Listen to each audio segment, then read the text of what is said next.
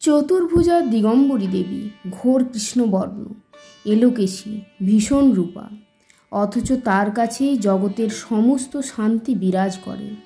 তিনিই মাতৃস্বরূপা দেবী কালী। ভক্তের প্রতি তার আশীর্বাদ সর্বদা বর্ষিত হয়। তবু নির্দিষ্ট এক তিথিতে দেবীর আরাধনা করলে অবশ্যই বিশেষ ফল মেলে, আর সেই তিথিই হলো ফলহারিণী অমাবস্যা। নমস্কার বন্ধুরা, জিয়া সিংহ ব্লগে আপনাদের সবাইকে স্বাগত জানাই। আর আজকে আলোচনার বিষয়বস্তু হলো ফলহারিণী অমাবস্যার তাৎপর্য। তো বন্ধুরা, যদি ভিডিওটি ভালো লাগে অবশ্যই কমেন্টে লিখবেন জয় মা কালীর জয়। আর আমার চ্যানেলে যে সমস্ত বন্ধুরা নতুন এসেছেন চ্যানেলটি সাবস্ক্রাইব করে পাশে থাকুন, এটাই অনুরোধ করব। তো বন্ধুরা, অন্যান্য অমাবস্যাগুলির মতো এই তিথিরও বিশেষ মাহাত্ম্য রয়েছে। কথিত আছে এই দিন স্বয়ং দেবী ভক্তের মনস্কামনা পূরণ করার জন্য ধরাধামে অবতীর্ণ হন।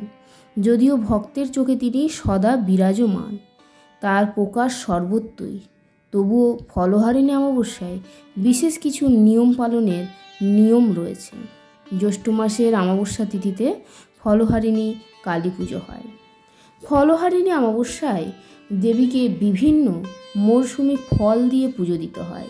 তারাপীঠ সহ একাধিক মাতৃপীঠে এই দিন মায়ের মূর্তি ফুলের বদলে ফল দিয়ে সাজানো হয়।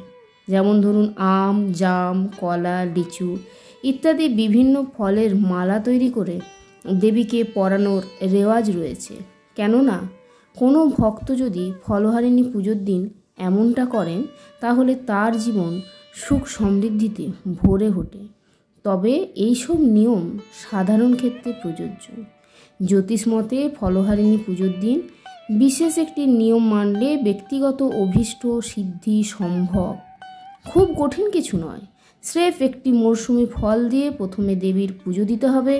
তারপর দেবীকে পুষ্পাঞ্জলি দিয়ে নিজের মনের কথা জানাতে হবে। পুজো শেষে নির্দিষ্ট ফলটি বাড়িতে এনে রেখে দিতে হবে। কোনোভাবেই ওই ফল খাওয়া যাবে না। এমনকি আগামী 1 বছর ওই বিশেষ ফল খেতে পারবেন না ওই ব্রতী। যদি 1 বছরের মধ্যেই নিজের মনস্কামনা পূরণ হয় তাহলে প্রসাদী ফলটিকে গঙ্গায় ভাসিয়ে দিতে হবে। তারপর মায়ের পুজো দিয়ে স্বাভাবিকভাবে ওই ফল খাওয়া যেতে পারে। বলাই বাহুল্য, ফলহারিণী পুজোর দিন এই বিশেষ নিয়ম পালন করলে অবশ্যই ফল মেলে। আসলে দেবীর এই বিশেষ রূপ ভক্তের মনের ইচ্ছা পূরণের জন্যই।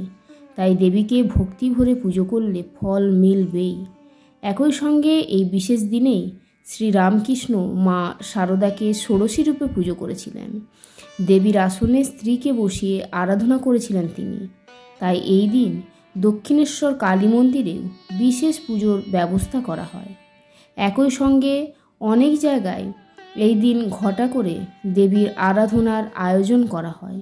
সব ক্ষেত্রেই দেবীর নৈবেদ্য সাজানো হয় মরশুমি ফল দিয়ে, আর এতেই অত্যন্ত প্রীত হন দেবী কালী। আমরা সকলেই এই পৃথিবীতে আছি কারণ আমাদের প্রতিটি কর্ম আমাদের মনে একটি ছাপ তৈরি করে এবং সেই ছাপ আমাদের আরও কর্ম করতে প্ররোচিত করে। যদি আমি একটি ভালো কাজ করি তবে এটি আমাকে আরও একটি ভালো কাজ করতে বাধ্য করবে এবং এটি চলতে থাকে যতক্ষণ না আমি বুঝতে পারি যে আমি কর্তা নই। যতক্ষণ না আমার কর্তাত্বের অনুভূতি হয় ততক্ষণ পর্যন্ত এই সংস্কার বা কর্মফল উৎপন্ন হয়। কালীকে বলা হয়, বিশেষ করে ফলহারিণী কালী পূজার প্রসঙ্গে, ফলহারিণী, কারণ তার আমাদের জীবনের সমস্ত কর্ম বা সংস্কার ধ্বংস করার ক্ষমতা রয়েছে। তার ক্ষমতা রয়েছে আপনাকে এবং আমাকে বারবার জন্ম মৃত্যু, বারবার আসা যাওয়ার চক্র থেকে মুক্তি দেওয়ার। তাই এটা খুবই তাৎপর্যপূর্ণ যে শ্রীরামকৃষ্ণ ফলহারিণী কালী পুজোর দিন তার আধ্যাত্মিক তপস্যার সমস্ত ফল তার স্ত্রীর চরণে সমর্পণ করেছিলেন। তো বন্ধুরা, এই বছর অর্থাৎ বাংলার 1432 এবং ইংরেজি 2025 সালের ফলহারিণী অমাবস্যা পড়েছে 26শে মে, বাংলার 11ই জ্যৈষ্ঠ, সোমবার সকাল 11টা বেজে 9 মিনিটে। আর এই অমাবস্যা তিথি শেষ হবে 27শে মে, 12ই জ্যৈষ্ঠ, মঙ্গলবার সকাল 8টা বেজে 46 মিনিটে। আর অমাবস্যার নিশি পালন হবে 26শে মে, 11ই জ্যৈষ্ঠ অর্থাৎ সোমবার। আর এই অমাবস্যা তিথির ব্রত বা উপবাস পালন হবে 27শে মে 2025 বা 12ই জ্যৈষ্ঠ 1432 মঙ্গলবার। তো বন্ধুরা, আজকের ভিডিও আমি এখানেই শেষ করছি। যদি ভালো লাগে অবশ্যই কমেন্টে লিখবেন জয় মা কালীর জয়। আপনারা সবাই ভালো থাকুন, সাবধানে থাকুন, সুস্থ থাকুন।